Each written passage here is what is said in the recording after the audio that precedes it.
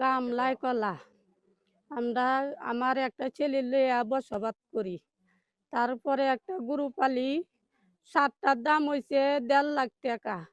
রাত্রের বেলা গরুটা ছুটানোর সময় চুরে যারা যখন দৌড়ে পালছি, যারা আমারে দাও দে ভয় দেখাইছি।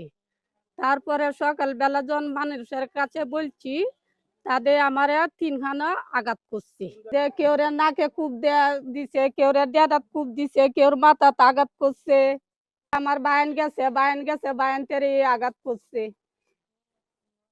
স্বামীর বাদ বসবাস করতে দিল না, দর সব আগুন লাগায়া ভাঙ্গে চুঙ্গে ফুইরে পাইছে, লুটপাট করে সব জিনিস লুয়ে গেছে। আমি আপনার কাছে, জনগণের কাছে শক্ত বিচার চাই।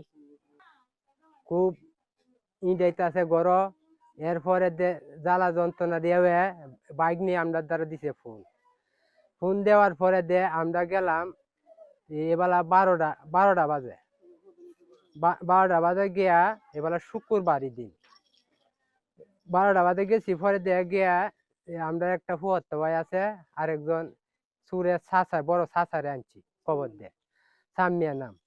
এলারে আনিয়া এরা দুজন কইছি কি ও ভাই তোমরা তো এরম মকেরে কইতাছে বাইরে আমরা তো এরার লগে হতে পারি না, এরা ফোনে না কেউ কথা। এরপরে হচ্ছে ফোনে দেওয়ার পরে কইছে দরবার হইব সন্ধ্যার সময়, তোরা তাইছিস। এরা কয়ে গেছে পরে আমরা মাইদুর আরম্ভ করে দিছে। আমরা সব আমরা 5 জন আঘাত করে দিছে।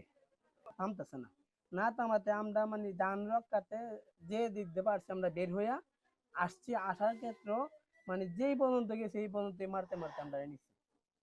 হ্যাঁ, তারপরে এই শত্রুধন যে এলাকাটা, ওই এলাকার লোক পার্শ্ববর্তী এলাকা, ওই এলাকার কাছে যখন ঢুকে গেছি তখন ওই এলাকার লোকেরা আমাদেরকে যে যেমনি পারছে মেডিকেল নিয়ে ভর্তি করছে।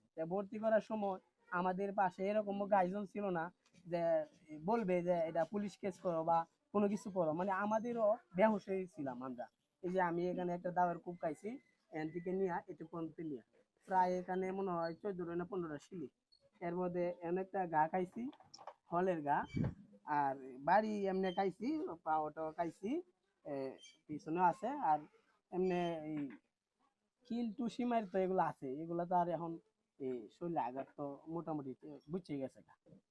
এই লোকা পজিশন। আর বিশেষ করে আমরা তো এটাই চাইতেছি যে আমরা মায়েরও খাইলাম, এর মধ্যে বাড়িও বিচ্ছিন্ন করা হইলো। আমরা গ্রামের কাছে বিচার চাইলাম, এই বিচার আমরা সম্পূর্ণ পাইছি না, উল্টা আরো আঘাত খাইছি।